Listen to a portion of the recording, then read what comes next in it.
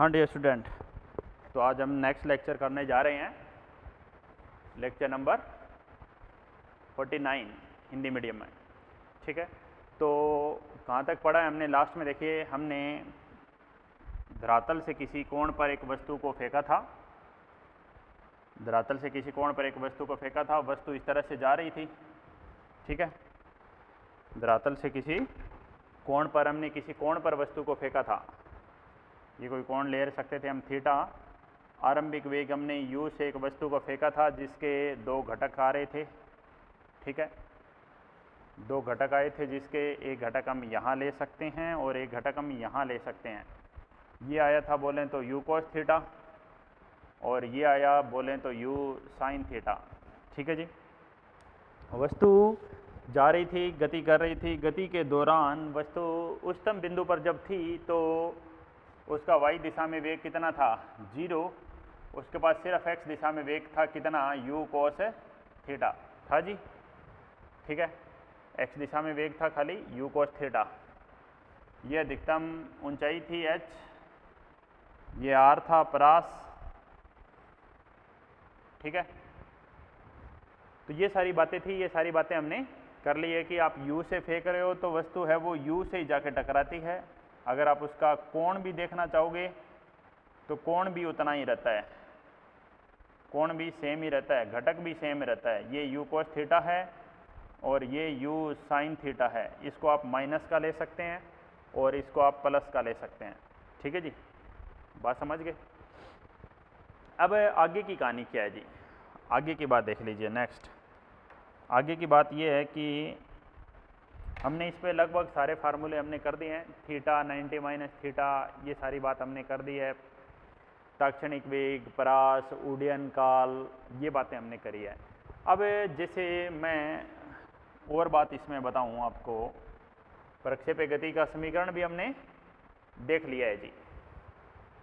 ठीक है, तो जैसे एक वस्तु को हम फेंकते हैं, आज ये जो फर्स्ट केस है धरातल वाला, ये हम कंप्लीट करेंगे। ठीक है, तो बात आती है कि आप यहाँ से यहाँ इसको फेंक रहे हैं, तो सबसे पहली बात आती है जी संवेग में परिवर्तन। ये हम देखना चाह रहे हैं, संवेग में कितना परिवर्तन हो रहा है। संवेग में परिवर्तन कब होगा? जब वेग में परिवर्तन होगा, क्योंकि संवेग होता क्या है? संवेग होता है जी, संवेग में परिवर्तन डेल्टा पी, द्रव्यमान गुणा में डेल्टा वी, वेग में परिवर्तन। वेग में परिवर्तन x दिशा में तो है नहीं, तो हम क्या कहेंगे? x दिशा में वेग नियत है, x दिशा में वेग नियत है। इसलिए जो x दिशा में वेग में परिवर्तन है वो तो क्या आ जाएगा? 0 आ जाएगा। लेकिन क्या y दिशा में वेग में परिवर्तन 0 होगा? y दिशा में वेग में परिवर्तन 0 नहीं है। हम बोल सकते हैं कि y दिशा में है वो वेग में परिवर्तन 0 नहीं है जी। ठीक है, संवेग में परिवर्तन तो साफ बात बोली जाएगी कि जी संवेग में जो परिवर्तन है डेल्टा पी वो x दिशा में 0 है। संवेग में परिवर्तन है y दिशा में वो 0 नहीं है। संवेग में परिवर्तन x दिशा में 0 है और y दिशा में 0 नहीं है। ठीक है जी, आगे की बात देखिए। आगे बढ़ने से पहले मैं आपको एक बात और बता देता हूँ। ये संवेग में परिवर्तन हुआ x और y दिशा में। ठीक है जी, अब बात क्या है? अब बात आगे आती है जी, ये संवेग में परिवर्तन हुआ कैसे? किन दो बिंदुओं के बीच में आप बात करना चाह रहे हो? एक बिंदु A है, B यहाँ उच्चतम बिंदु है और C अंतम बिंदु है। तो बात करते हैं बिंदु A तथा B के बीच, बिंदु A तथा B के बीच संवेग में परिवर्तन।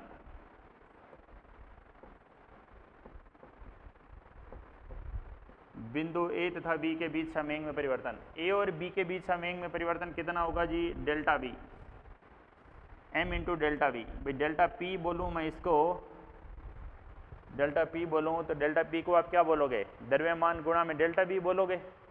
m इंटू में डेल्टा वी बोलोगे, तो m तो ठीक है, डेल्टा v क्या होता है जी, v final minus v initial. A और बी कौन कौन से बिंदु है, आरंभिक बिंदु और उच्चतम बिंदु, ठीक है। तो आप देखोगे कौन सी दिशा में करने जा रहे हैं जी, वाई दिशा में होता है, एक्स दिशा में तो कुछ होगा ही नहीं। तो वाई दिशा में उच्चतम बिंदु पर वेग कितना हुआ 0, और एक्स दिशा में कितना था उच्चतम बिंदु पर वेग, u साइन थीटा। तो क्या आंसर आया, आंसर आया जी minus m u sine theta.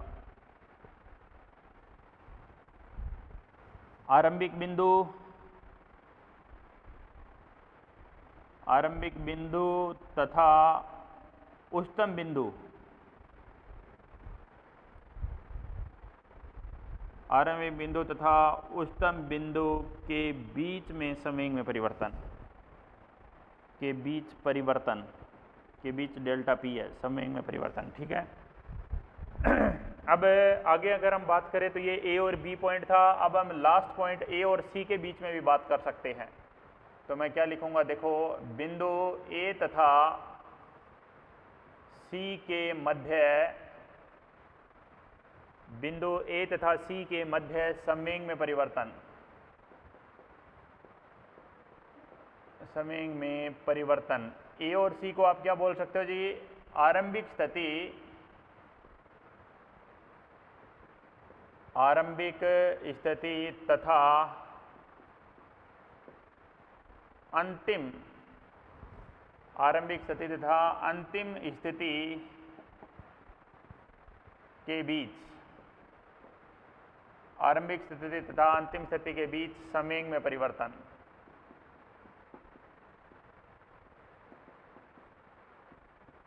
तो आरंभिक स्थिति और अंतिम स्थिति में संवेग में परिवर्तन कहाँ पे देखोगे, देखो तो वही संवेग में परिवर्तन वाई दिशा में ही है, m इंटू में v final minus v initial है,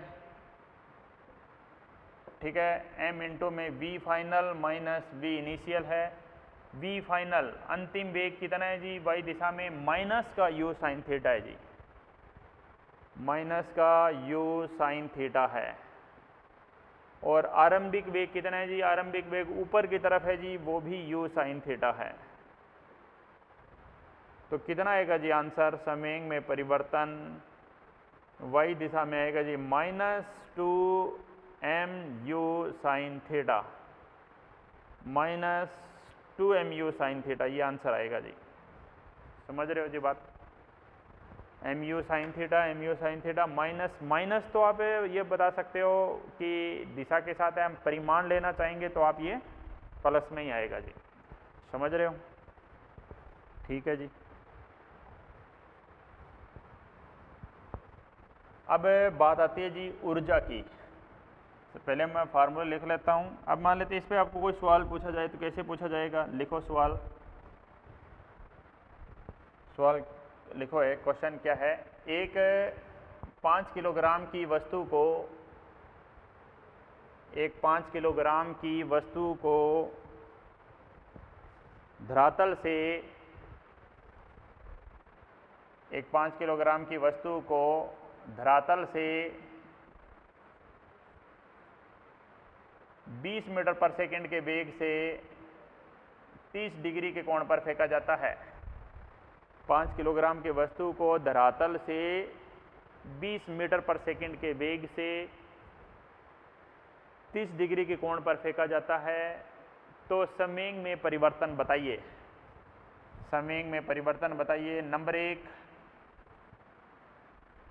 आरंभिक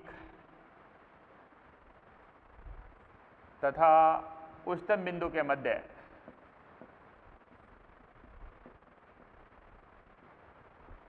आरंभिक तथा उच्चतम बिंदु के मध्य। नंबर 2, नंबर 2, आरंभिक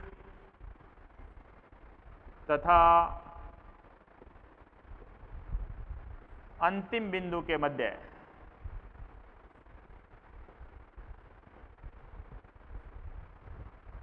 आरंभिक और उच्चतम बिंदु के मध्य संवेग में परिवर्तन आएगा जी डेल्टा पी। आरंभिक और अंतिम बिंदु के मध्य डेल्टा पी संवेग में परिवर्तन आया, ठीक है। तो इस डेल्टा पी की वैल्यू कितनी होगी, इसकी वैल्यू होगी g m u sine theta minus 2 mu sine theta. Minus तो खैर दिशा के साथ बता रहा है, तो हम तो परिमाण तो यही लेंगे जी, m u sine theta, m u sine theta कितने किलोग्राम की, 5 किलोग्राम की। कितना वेग, 20, साइन 30, 1/2, ठीक है। कितना आएगा बोलो, 50, ये 10 पे जाएगा। दोबारा 2 mu 20 साइन 30, 1/2, ये कितना है, दुगना आएगा और क्या है, 100। इकाई क्या लगाओगे, किलोग्राम। समय क्या होता है, द्रव्यमान गुणा वेग, किलोग्राम मीटर पर सेकेंड, किलोग्राम मीटर पर सेकेंड, समझ गए। तो इस तरह से आपको ये संवेग में परिवर्तन पूछा जाएगा, ठीक है जी। अगली बात देखिए,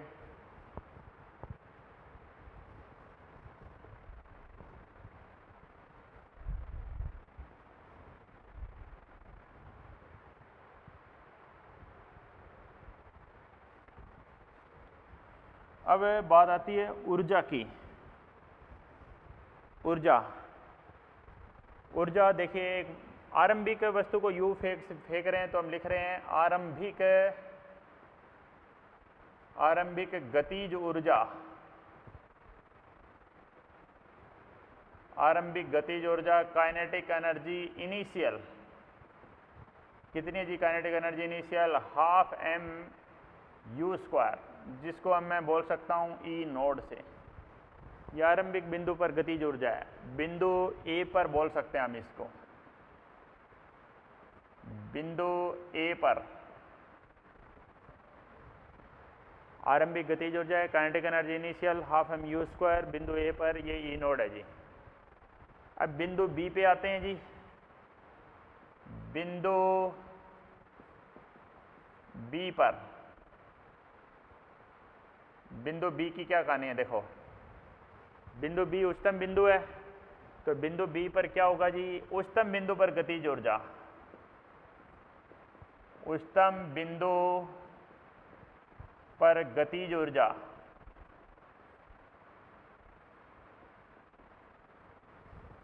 तो उच्चतम बिंदु पर गतिज ऊर्जा कितनी आएगी, काइनेटिक एनर्जी फाइनल, उच्चतम बिंदु पर वेग कितना है जी, u cos थीटा है जी, u cos थीटा। तो उच्चतम बिंदु की गतिज ऊर्जा आप हाईएस्ट, इसको आप उच्चतम बिंदु बोल सकते हो, h लगा दो यहां पर, हाईएस्ट पॉइंट, टॉप पॉइंट भी लिख सकते थे, ऐसे TOP टॉप लिख दो, काइनेटिक एनर्जी टॉप पॉइंट पर।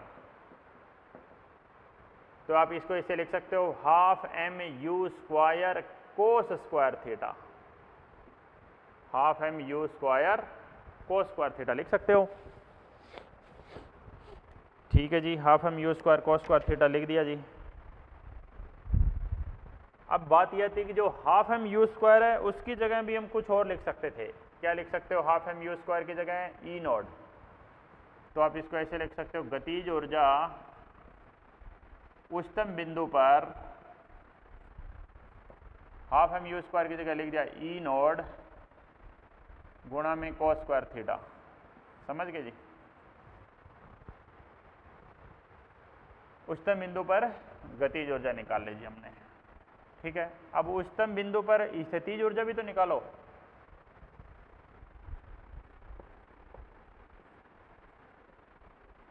उच्चतम बिंदु बी पर स्थितिज ऊर्जा,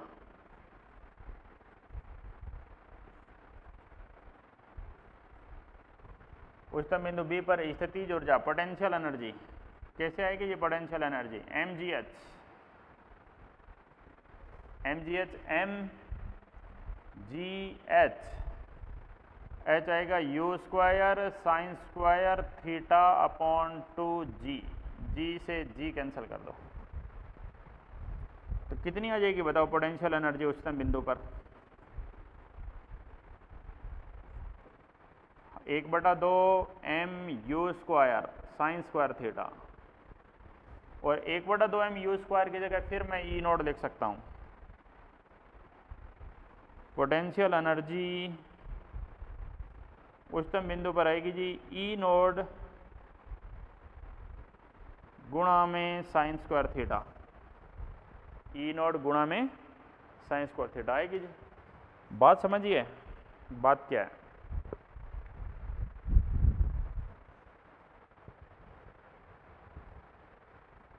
यहाँ पर भी गतिज ऊर्जा है, यहाँ पर भी हाफ एम यू स्क्वायर है। जब गतिज निकाल रहे हो, स्थितिज निकाल रहे हो तो भी 1/2m यू स्क्वायर है।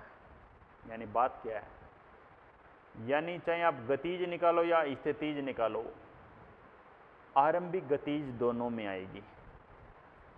अगर आप आरंभिक गतिज ऊर्जा को कोस स्क्वायर से गुणा कर देते हो, आरंभिक गतिज ऊर्जा को कोस स्क्वायर से गुणा कर देते हो तो उच्चतम बिंदु पर गतिज ऊर्जा आ जाती है। और आप आरंभिक गतिज ऊर्जा को साइन स्क्वायर से गुणा कर देते हो तो उच्चतम बिंदु पर स्थितिज ऊर्जा आ जाती है। समझ गए। उच्चतम बिंदु पर पोटेंशियल एनर्जी निकालनी हो तो साइन स्क्वायर से गुणा कर दो, उच्चतम बिंदु पर काइनेटिक निकालनी हो तो कोस स्क्वायर से गुणा कर दो। बात समझ में आ गई। ओके, तो एक सवाल लीजिए, लिखिए एक सवाल। लिखो, एक वस्तु को धरातल से आरंभिक गतिज ऊर्जा कैपिटल के, सीधा बोल दिया जी, आरंभिक गतिज ऊर्जा कैपिटल के से प्रक्षेपित किया जाता है किसी कोण 60 डिग्री पर, किसी कोण 60 डिग्री पर। तो उच्चतम बिंदु पर स्थितिज और गतिज बताइए। उच्चतम बिंदु पर स्थितिज और गतिज ऊर्जा बतानी है आपको।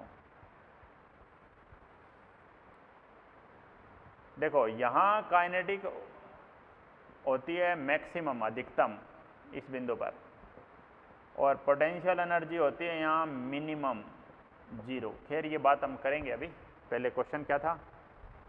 क्वेश्चन ये था कि एक वस्तु को धरातल से आरंभिक गतिज ऊर्जा काइनेटिक एनर्जी इनिशियल आरंभिक के साथ थीटा 60 डिग्री से फेंका जाता है।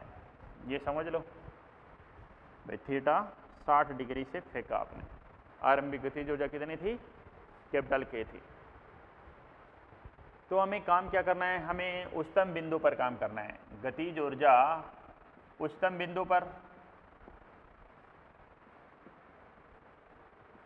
और क्या निकालना है?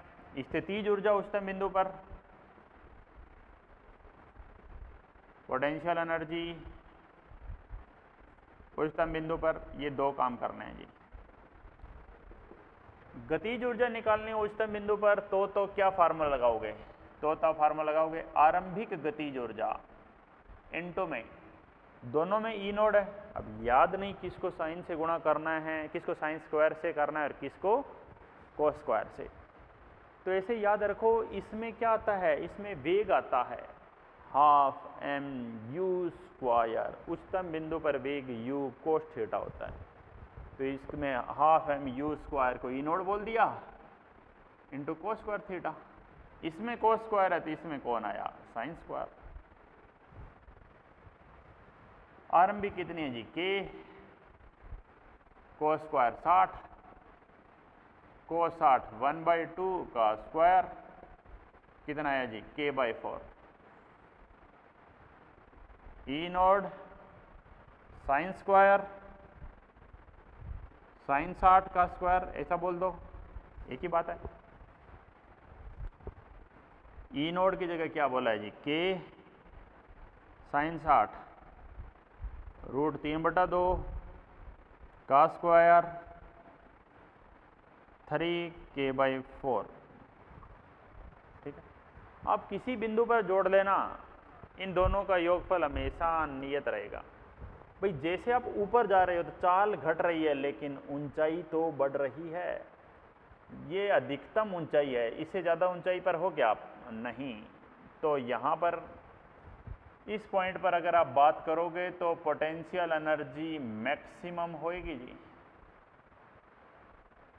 कितनी? जो उच्चतम बिंदु पर थी। और यहाँ पर काइनेटिक एनर्जी होगी जी मिनिमम। ठीक है जी। यहाँ पर आओगे वापस, ऊंचाई घटने लग गई, चाल बढ़ने लग गई, जब वापस अधिकतम हो जाएगी और पोटेंशियल एनर्जी यहाँ वापस न्यूनतम हो जाएगी। कितनी? 0। यानी जैसे आप यहाँ से यहाँ जाते हो, आरंभिक बिंदु से उच्चतम बिंदु की तरफ जाते हो, तो यहाँ पर गतिज ऊर्जा बढ़ेगी। बढ़ेगी क्या? घटेगी। गतिज ऊर्जा घटेगी तथा स्थितिज ऊर्जा बढ़ेगी। स्थितिज ऊर्जा बढ़ेगी, काइनेटिक एनर्जी घटेगी, पोटेंशियल बढ़ेगी। अब जब वापस नीचे आ रहे हैं तो यहाँ पर गतिज ऊर्जा घटेगी तथा गतिज ऊर्जा घटेगी तथा वो पोटेंशियल एनर्जी घटेगी, स्थितिज घटेगी तथा गतिज ऊर्जा बढ़ेगी। कुल ऊर्जा हमेशा नियत रहेगी जी। टोटल एनर्जी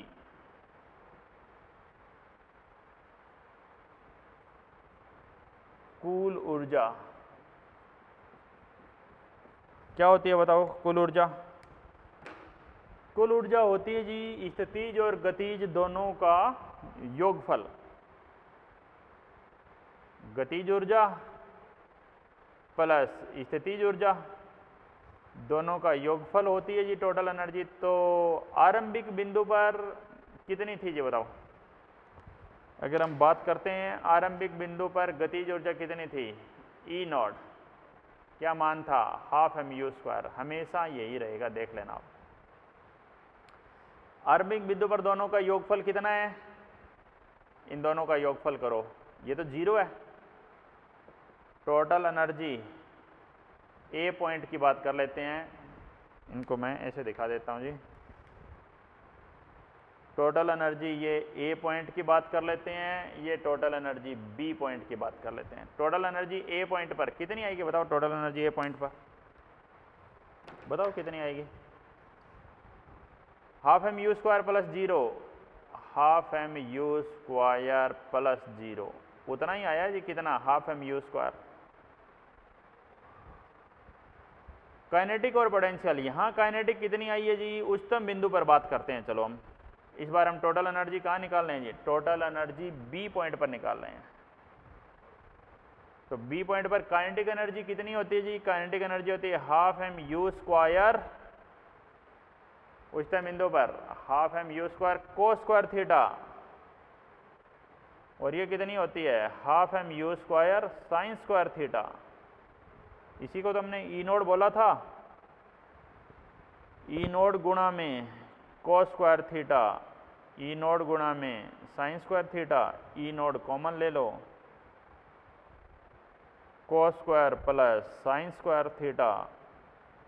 E0 ही बचा। E0 किसकी जगह रखा था? 12 mu² की जगह। भाई E0 ही तो है ये।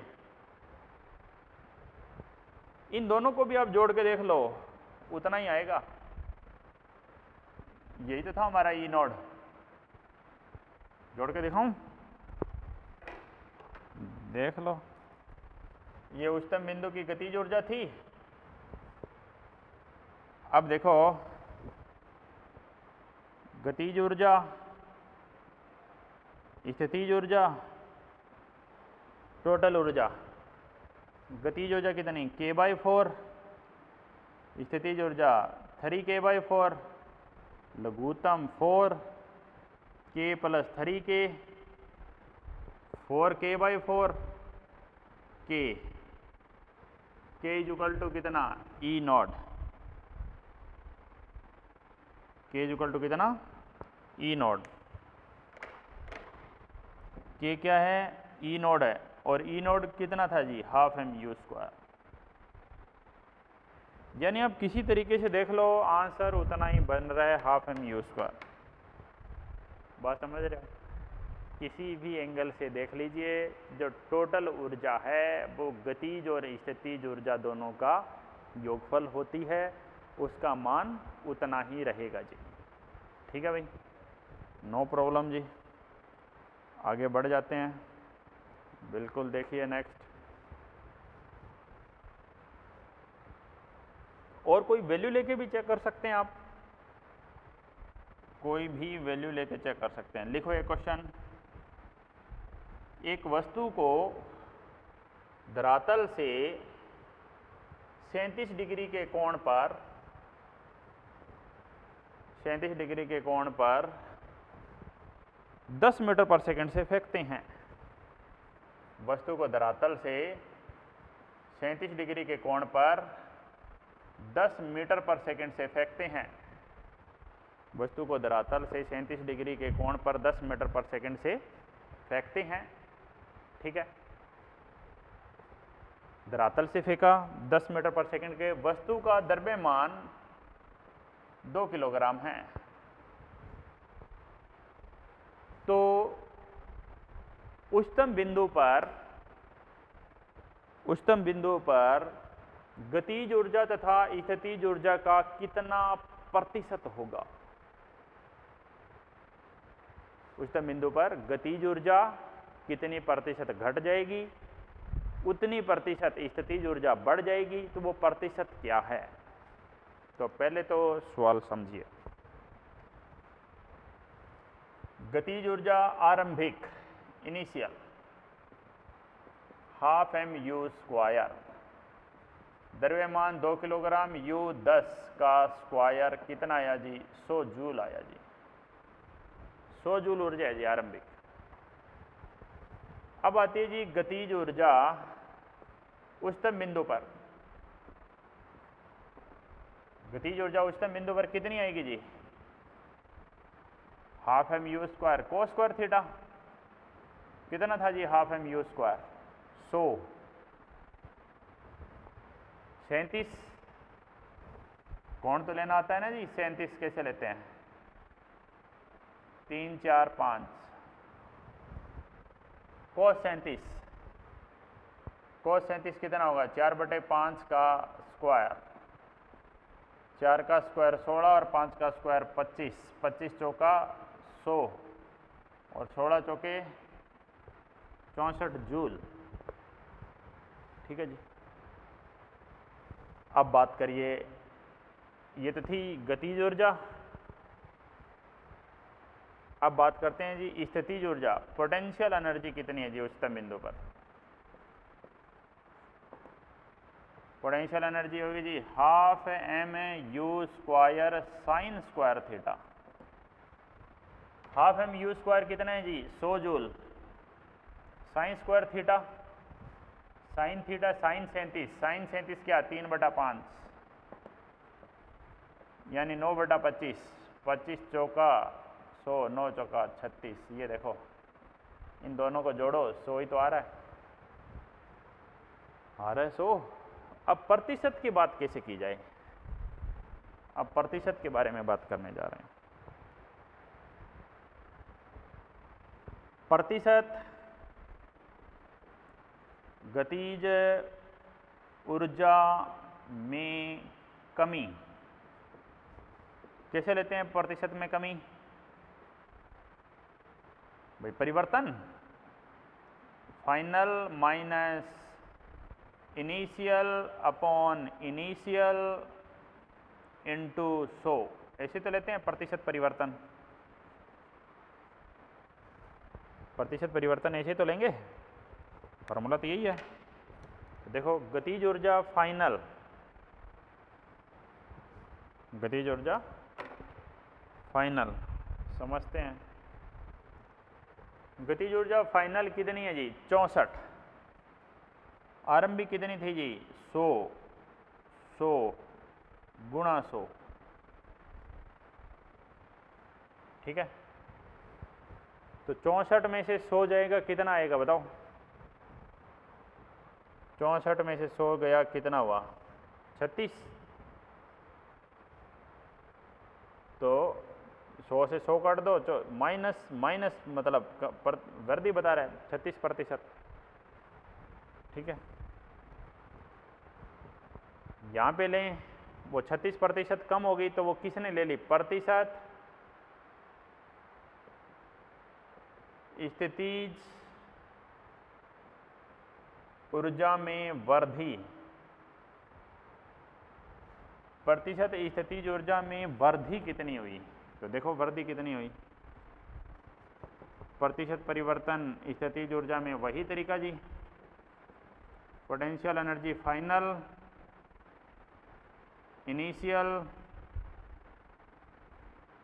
इनिशियल गुणा 100, फाइनल पोटेंशियल एनर्जी कितनी थी जी? 36 माइनस 100 बटे में 100 गुणा 100 से 100 कट गया, कितना आया जी? 64% उसमें परिवर्तन आ गया। समझ गए? तो यही बात है जी भाई, 64% की उसमें आप ये समझ सकते हो, आप सीधी बात है, अगर हम यहाँ से समझें तो ये 64 हो गया और ये 36 हो गया। बात तो यही है ना जी भाई, कितना प्रतिशत परिवर्तन आया, प्रतिशत परिवर्तन के बारे में बात कर रहे हैं हम। क्या इसमें प्रतिशत गतिज ऊर्जा में कमी, क्या 36% की कमी आई है? पहले 100 थी, बाद में 64, 36 हो गई जी। क्या इसमें 64% की वृद्धि हो गई? देखो ये 64% हुई है, अभी वृद्धि नहीं हुई है। 64% तो परिवर्तन हुआ है। अब देखो स्थितिज ऊर्जा में वृद्धि अब लिखनी पड़ेगी, स्थितिज ऊर्जा में वृद्धि,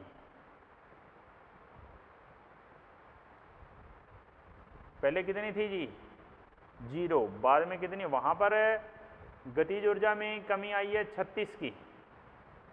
100 में से भाई पहले हम ले रहे हैं 100, बाद में कोई चीज़ हो गई 64, 36 कमी आ गई, ये चीज़ है दूसरी 36 इसको गई। तो स्थितिज ऊर्जा में वृद्धि कितनी हुई? वृद्धि कितनी हुई? वृद्धि तो 36% की हुई ना, तो 64% तो परिवर्तन दिखा रहा है, 64% है वो तो परिवर्तन दिखा रहा है, क्योंकि आरंभिक में वो 0 थी। ठीक है, पोटेंशियल एनर्जी आरंभिक में 0 थी, बाद में वो कितनी हो गई? बाद में उसमें वृद्धि हो गई। ठीक है जी, ठीक है, तो आगे बढ़ जाते हैं। देखिए नेक्स्ट,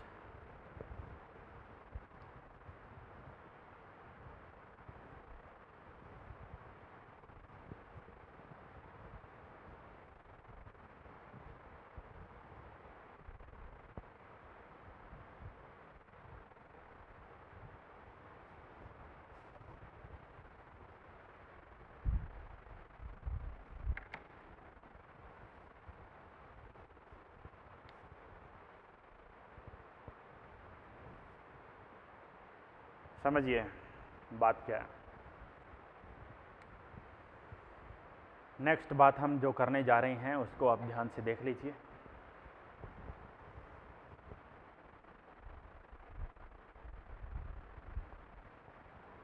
यहाँ पर हमने आपको बताया था कि अगर दो हाइट हो, जैसे बराबर हाइट है, यहाँ पर किसी एक हाइट पर दो अलग अलग समय हो सकते हैं, ये टाइम t1 है, ये टाइम t2 है, उच्चतम बिंदु तक जाने का टाइम नहीं है ये क्या है? किन्हीं दो अलग अलग समय पर एक ही ऊंचाई, ये क्वेश्चन है। दो अलग अलग समय पर समान ऊंचाई,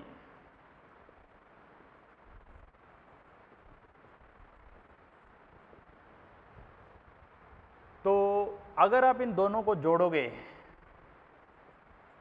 t1 प्लस t2 को, तो कितना आएगा? कैपिटल T आएगा, 2u साइन थीटा अपॉन जी उड्डयन काल आएगा। ऐसा एक विमीय गति में भी हमने किया था, अगर आपको ध्यान हो तो। बॉल को फेंक रहे थे जी ऊपर, बॉल ऊपर जाके नीचे आ रही थी जी, किया था। थोड़ा बहुत माइंड पे लोड डाला करो, थोड़ा कम खाया करो, रह के राबड़ी पीते रहते हो सारे दिन, दिमाग कैसे चलेगा। लोड डाला करो दिमाग पे। जैसे मैं कहूँ कि ये कोई दो ऊंचाई, ऊपर जाते टाइम t1 है और नीचे आते टाइम t2 है, और ये कोई ऊंचाई h थी। t1 कहाँ से कहाँ का टाइम है, a से b का टाइम है t1, t2 a से c का टाइम है, b से c नहीं, a से c। t2 टाइम है a से c, t1 टाइम a से b, t2 टाइम a से c। सेम यहाँ पर भी यही है,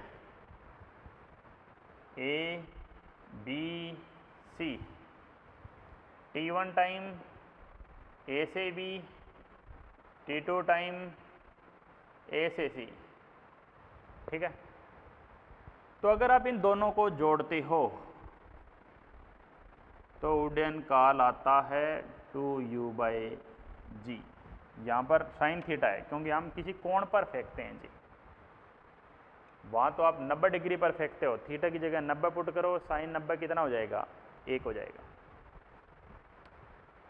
दो अलग अलग समय पर समान ऊंचाई t1 t2 2u sine theta upon g। ठीक है जी। अब बात क्या है, ये h कैसे निकालें, ये h निकालने का सूत्र है जी half g t1 t2, half g t1 t2, ये h निकालने का सूत्र है। इसे हम h निकाल सकते हैं, यहाँ से हम उड्डयन काल निकाल सकते हैं। ये t1 t2 दोनों को अगर आप जोड़ते हो, दोनों को अगर आप ऐड करोगे तो कुल उड्डयन काल आ जाएगा जी। समझ रहे हो। अब मैं इसको आपको एक बात और बताऊं कि अगर आपसे ये पूछ ले B से C में औसत वेग कितना रहा है, B से C तक, B से C तक औसत चाल पूछ लेते हैं, औसत चाल। तो आप एक बात देखो, जितना घटक यहाँ ऊपर होगा, मान लेते हैं यहाँ ऊपर होगा जी v', तो यहाँ नीचे भी v' होगा जी, सेम होगा बिल्कुल मैग्नीट्यूड में। डायरेक्शन अपोजिट कह सकते हो आप, बस माइनस लगा सकते हो, और कोई परिवर्तन नहीं होगा। ठीक है, तो ये दोनों तो आपस में कैंसिल हो जाएंगे जी। ठीक है, ये बात करूं, ये घटक यहाँ पर u cos थीटा है और यहाँ पर भी तो u cos थीटा है, दोनों जगह u cos थीटा है। तो ऊर्ध्वाधर घटक कैंसिल हो जाते हैं, तो कौन सा, क्षैतिज घटक से ही आ जाएगा जी। तो B से C औसत चाल आएगी जी u cos थीटा, औसत चाल। इंपॉर्टेंट बात है ये, B से C जो औसत चाल है वो u cos थीटा आ जाएगी। समझ गए। ये जो फार्मूला है, ये फार्मूला ये 1D में भी लगाते हैं हम, आपको पता हो तो। अगर ये ऊंचाई निकालनी हो यहाँ पर तो भी यही फार्मूला लगता है, हाफ g t1 t2। ठीक है जी, लगता है जी। अब बात देखिए, आगे बढ़ने जा रहे हैं। अब मान लेते हैं आपको अधिकतम ऊंचाई पर तो वेग पता था, अधिकतम ऊंचाई की आधी ऊंचाई या 1/4 ऊंचाई पर आपको वेग पूछ ले तो किस तरह निकाल लेंगे। तो एक अच्छा क्वेश्चन करने जा रहा हूं। देखिए क्वेश्चन क्या है, एक वस्तु को हम फेंक रहे हैं जी, वस्तु को हम फेंक रहे हैं कि यहाँ से वस्तु ऐसे जाएगी जी, ये अधिकतम ऊंचाई है जी h, और ये उसकी आधी ऊंचाई है जी h/2। ठीक है, क्या क्षैतिज दिशा का वेग बदलेगा? नहीं, ये तो u cos थीटा ही रहेगा जी, कहीं पर ही देख लीजिए। y दिशा का अगर आप वेग देखते हो तो वो 0 आता है जी, लेकिन यहाँ पर वाई दिशा का वेग अगर आपको पता चल जाए तो इन दोनों के परिमाणी से आप ये वेग निकाल लोगे, इन दोनों के परिमाणी से आप ये वेग निकाल लोगे, कोण भी निकाल लोगे। h/2 हो या h/4 हो, कोई दिक्कत ही नहीं है अगर आपको ये तरीका पता है तो। यहाँ पर लेते हैं हम u cos थीटा, यहाँ पर लेते हैं हम u sin थीटा, ये u है और ये कोई कोण थीटा है। सवाल समझिए, सवाल क्या है? सवाल है जी कि अधिकतम ऊंचाई की आधी ऊंचाई पर वेग की दिशा और उसका मान बताइए। सिर्फ y घटक से काम नहीं चलेगा, पूरे वेग की दिशा। पहले मैं अधिकतम ऊंचाई की आधी ऊंचाई पर काम कर रहा हूं, आपको अधिकतम ऊंचाई की 1/4 ऊंचाई पर काम करना है। आपको अधिकतम ऊंचाई की 1/4 ऊंचाई पर काम करना है, h/4 ऊंचाई पर काम करना है। कैसे? देखिए कैसे क्या होता है। तो बात समझिए जी, अधिकतम ऊंचाई की आधी ऊंचाई पर आपको काम करना है, तो वेग का y घटक कितना आएगा और वेग कितना आएगा, ये रिजल्ट हम यहाँ लिख देंगे। पहले हम निकाल लेते हैं y घटक कितना आएगा, ये पूरा वेग कितना आएगा और उस टाइम टेंजेंट अल्फा कितना आएगा। ये तीन रिजल्ट रहेंगे हमारे। वेरी इंपॉर्टेंट क्वेश्चन बनेगा ये। तो कैसे निकाला जाए इन रिजल्ट को? कैसे? वेरी सिंपल, आप y घटक निकालो। सबसे पहले मैं बता देता हूं आपको y घटक क्या आएगा। y घटक आएगा जी u sin थीटा अपॉन √2। कैसे आया? कैसे आया? इस पॉइंट को आप a बोल दो, इस पॉइंट को आप b बोल दो। a और b के बीच में मैं समीकरण लगा रहा हूँ, v² minus u² equal to 2as। y दिशा में लगाया जी, समीकरण लगाई जी y दिशा में, ठीक है। तो vy आपको निकालना है जी, uy कितना है, u sin थीटा है जी, 2ay कितना है जी, माइनस का g है, और sy कितना है जी, h/2 है। 2 से 2 कैंसिल कर दीजिए, आंसर आ जाएगा। vy का स्क्वायर इसको दूसरी तरफ भेज दो जी, u² sin² थीटा माइनस जी h की वैल्यू पुट कर दो, u² sin² theta upon 2g, g से g कैंसिल कर दो, u² sin² थीटा कॉमन ले लो, 1 minus 1/2, u² sin² theta 1/2, vy का स्क्वायर, और vy आ जाएगा जी u sin थीटा अपॉन √2। आ गया भाई, u sin थीटा अपॉन √2। अब बात है कि जी vy तो आ गया, टेंजेंट अल्फा कैसे आएगा? टेंजेंट अल्फा तो v/vx, ये तो आएगा जी टेंजेंट अल्फा। तो vx तो कितना है यहाँ पर, u cos थीटा है, और vy क्या है, u sin थीटा बाई √2, यानी u से u sine by cos tangent theta. Tangent alpha का मान आया जी टेंजेंट थीटा अपॉन में √2।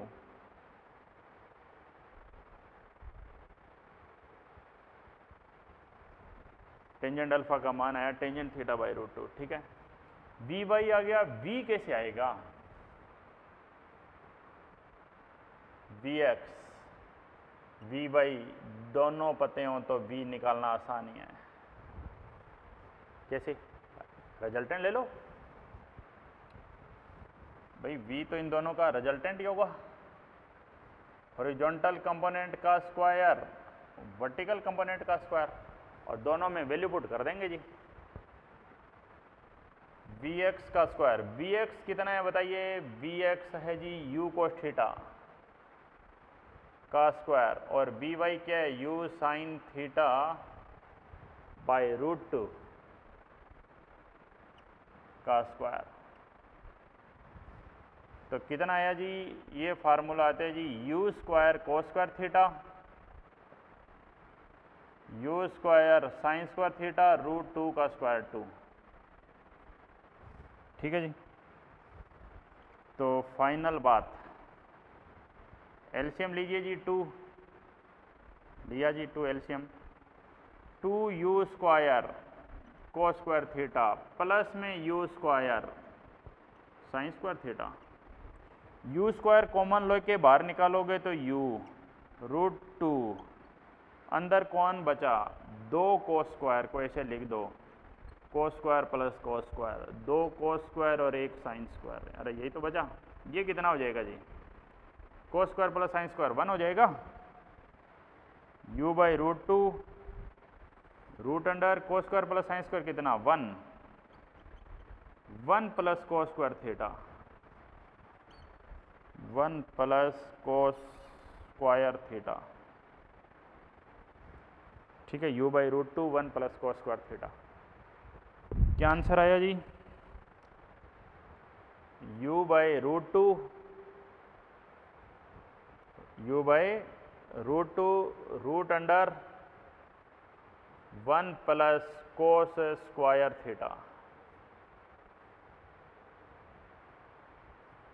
ठीक है, y घटक u sine theta by root 2, u by root 2 और टेंजेंट अल्फा ये आएगा जी।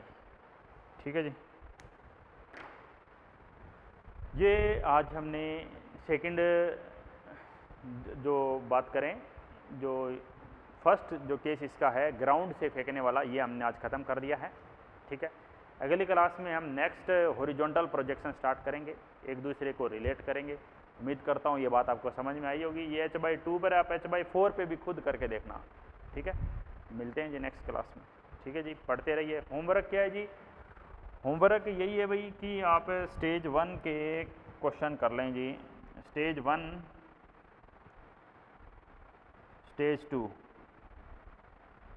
एग्जाम्पल। कितने एग्जाम्पल, 5 एग्जाम्पल। स्टेज 2 के आप एक बार कम ही क्वेश्चन करो, 5-7 क्वेश्चन कर लो, वही करना जो धरातल से फेंकते हैं। और स्टेज 1 के आप 10 से 15 क्वेश्चन कर लो पहले। ठीक है, ये आज का HW है होमवर्क। ठीक है जी, मिलते हैं जी नेक्स्ट क्लास में। ओके।